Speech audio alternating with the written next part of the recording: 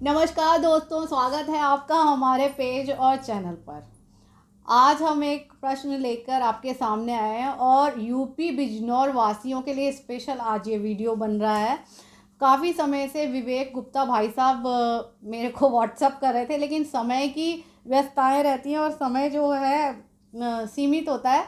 तो आज सुबह ही बात हुई और फिर से मैंने उनका सवाल मंगाया। मैंने कहा आज ज़रूर इस पे स्पेशल एक वीडियो बनाएंगे। विवेक गुप्ता जी जो हैं पत्रकार हैं बिजनौर में, तो उनका प्रश्न है। पहली बात तो बिजनौर वासियों ने आपके लिए भेजा है एक मैसेज। बिजनौर वाले बाबूजी से बेहद प्यार करते हैं। वे बिजनौर वासियों के प्यार को किस रूप में देखते हैं?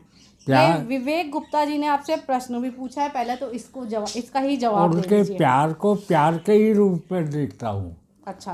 क्योंकि मैं अब से नहीं, फिल्मों में तो गए भी नहीं थे हम। हाँ। तब से कवि सम्मेलनों में जाते हैं वहाँ। अच्छा। और एक बार तो हम वहाँ विदुर कुटी है। हाँ हाँ।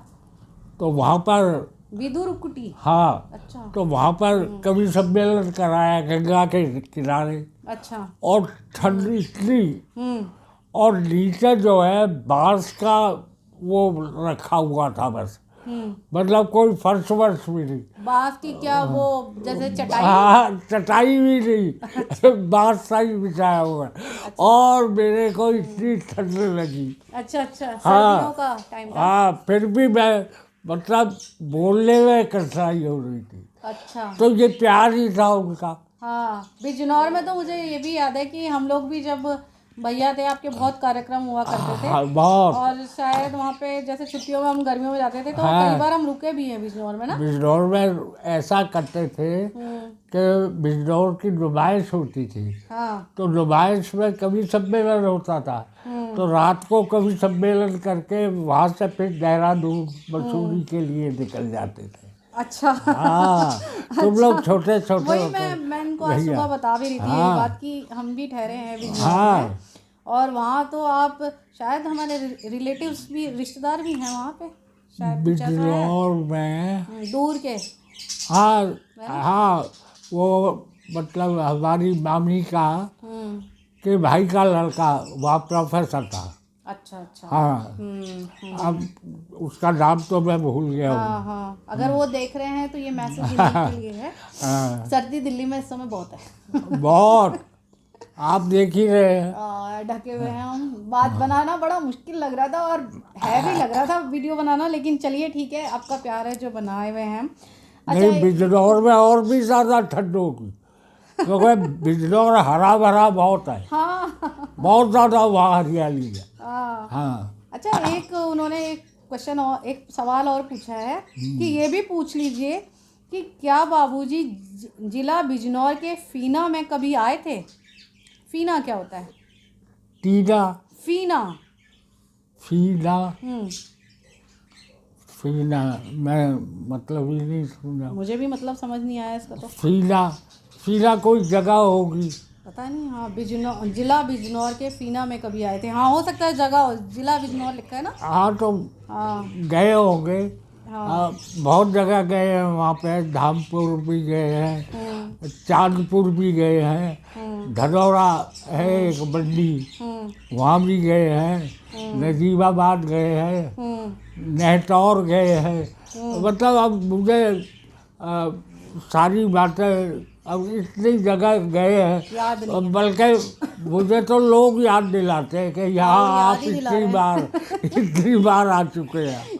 इसमें आप ना कमेंट बॉक्स में लिख दीजिएगा कि फीना से कोई स्पेशल याद जुड़ी है तो उसके बारे में बताएंगे। तो ऐसा है, आप फीना के बारे में लिखिएगा, ये जगह के बारे में लिखा है या बिजनौर में कोई जगह है। हाँ हाँ। तो बिजनौर शहर में कोई जगह है। हाँ, इस फैक्ट को पूरा क्लियर करके आप। हाँ, ये क्लियर नहीं होगा हाँ। अब जो मेन क्वेश्चन है ना उस पे आ जाते हैं, मेन सवाल पर आ जाते हैं, जिसके लिए 2-1 महीने से भैया परेशान थे। श्री हेमंत कुमार जी हैं, जिला बिजनौर का इतिहास लिख रहे हैं। अच्छा, ठीक है। इतिहास में ये भी लिखा जाएगा कि किन किन महापुरुषों का जो जो महापुरुष बिजनौर आए और यहाँ के लोगों से उनका संबंध था। ठीक है। इस प्रकार की बातें खोजते हुए श्री हेमंत कुमार को पता चला है कि बिजनौर जिले के पृथ्वी सिंह उर्फ पृथ्वीराज सिंह बुलंदशहर खुर्जा के पास सरकारी नौकरी करते थे। ध्यान से आप सुन लेना। दोबारा से बोलूं? नहीं। उन्हें हारमोनियम बजाने और गाने का शौक था। ठीक है। अंग्रेज मैम भी इन्हें बुलाकर संगीत सुनती थी। ठीक है। जब आपके पिता यानी आप डैडी आप युवा थे तब हारमोनियम बजाने और संगत के लिए पृथ्वीराज सिंह के पास आया जाया करते थे। पृथ्वीराज सिंह के बच्चों ने ये बात श्री हेमंत कुमार जी को बताई है। वे हारमोनियम भी अभी रखा है जिस पर अभ्यास करते थे आप लोग। पूरा परिवार बाबूजी को बहुत मानता है और याद करता है। नहीं, अच्छी बात है। क्या पृथ्वीराज सिंह की बातें बाबूजी को अभी भी याद हैं? ये सवाल पूछा है उन्होंने। ऐसा है, मैं नाम तो भूल गया हूँ और हारमोनियम मुझे अभी भी बजाना नहीं आता। अच्छा। ना तबला बजाना आता।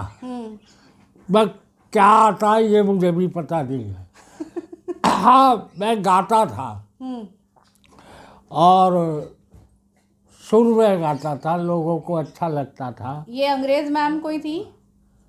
अंग्रेज मैम उनके साथ थी।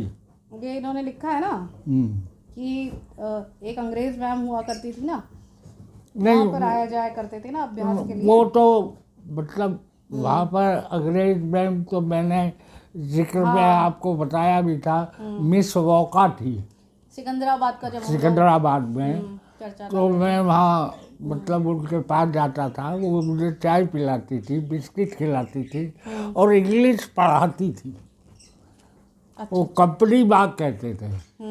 लेकिन जो हारमोनियम बजाते थे और ऊंचे सुर में गाते थे वो एक सज्जन थे जो सिकंदराबाद में जिस मकान में हम रहते थे ना ऊपर। वो तो मैं तो गई नहीं ना वहाँ। मैं तो उधर वाले में गई हूँ ना जो नीचे था भटनागरों का। नहीं तुम हाँ क्यों? हाँ उस बारे में तो मुझे जब वो तो हम गई नहीं ना। हाँ, तो वो शुक्लों का मकान था। हम तो बहुत बाद में पैदा हुए हैं और जब तक आप लोगों ने तो अपना मकान ले लिया था जब तक हम पैदा हुए थे। शुक्लों में के मकान में वो रहते थे। तो मैं अब मुझे उनका नाम याद नहीं है। मैम तो कोई थी नहीं, उनके साथ अकेले ही थे और मेरा ख्याल है तहसील वगैरह में कहीं काम करते थे वो। अब इतना मुझे है। और बहुत ऊंचे सुर में गाते थे वो, बहुत। मेरा सुर नीचा था, ऊपर नीचे मैं बहुत करता था। अच्छा, तो ऐसा कुछ याद नहीं है कि संगत के लिए आप इनको मतलब अभी पृथ्वीराज सिंह जी का नाम पूरी तरीके से याद नहीं आ रहा है ना? नहीं आ रहा है। हाँ, तो विवेक भाई ऐसा है, अब देखो ना, मुझे सिकंदराबाद छोड़े हुए आज 64 साल हो गए। अब 64 साल में आज आप पहली बार याद दिला रहे हैं। पहली तो बात आपका शुक्रिया। आपने एक इतने इंटीमेट आदमी को मुझे याद दिलाया। लेकिन मैं उनके पास जाता था। अच्छा, तो ना ये विवेक भाई आप एक काम कीजिए कि उनसे ये पूछिए कि जो मैडम थी मतलब जो अंग्रेज मैम थी, एक तो उनका नाम क्या था, अगर उन लोगों को ऐसा कुछ याद है तो ठीक है ना, तो शायद याद आ जाए कि पृथ्वीराज जी का कोई वाकया याद आ जाए या पृथ्वीराज जी खुद याद आ जाए। अब उनका नाम याद नहीं है। वो ऊपर बैठते थे और मैं कभी कभी वो बोल रहे हैं संगत के लिए। संगत के लिए ऐसा कभी कुछ होता था वाकया?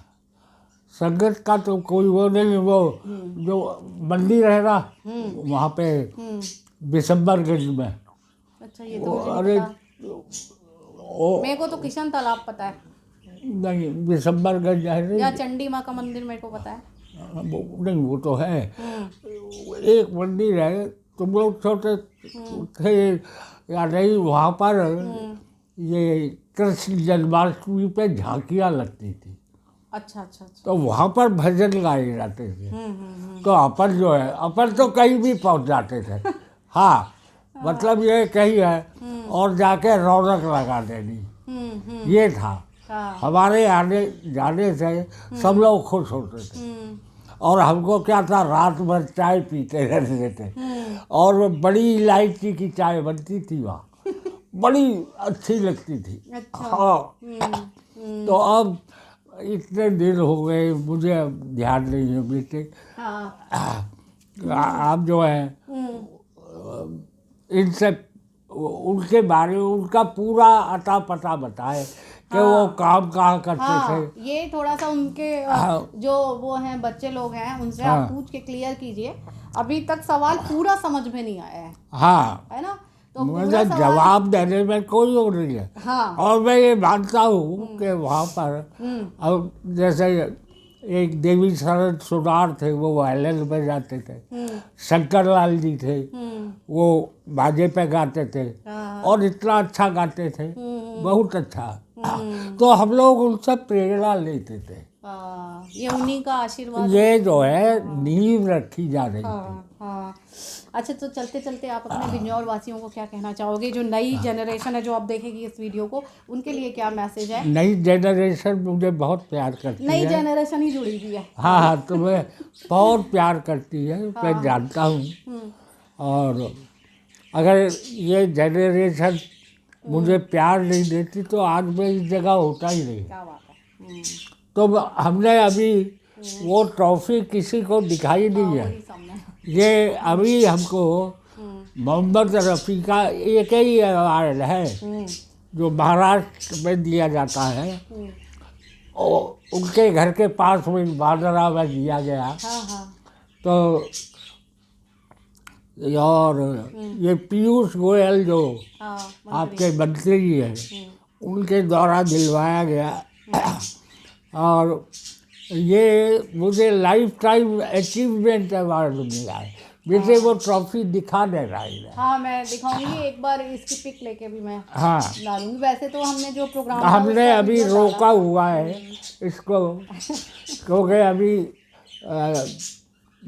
एक साथ ही इसका प्रोग्राम बना रहे हैं। ये बना, जो कुछ भी बनाती है मेरी बिटिया तबीयत बनाती ऐसी है। रहती है ना मेरी, हाँ, थोड़ा सा तो तबीयत और फिर ये ठंडी जगह है। हाँ। बहुत ज़्यादा, मैं तो निकलता ही नहीं। एक हीटर लगा हुआ है, उसके सामने बैठा रहता हूँ। चलिए, तो बिजनौर वासियों को अपने सवाल का जवाब मिल गया होगा। और फिर से दोबारा से एक बार जब भी सवाल भेजें, पूरा सवाल भेजिए ताकि समझ आए। उसका उत्तर भी आपको पूरा एक बार के ही वीडियो में जितना आपने दिया है उसका तो उत्तर दे दिया मैंने। उत्तर तो दे दिया है। तो चलते चलते जय हिंद जय भारत कर दीजिए। जय हिंद जय भारत।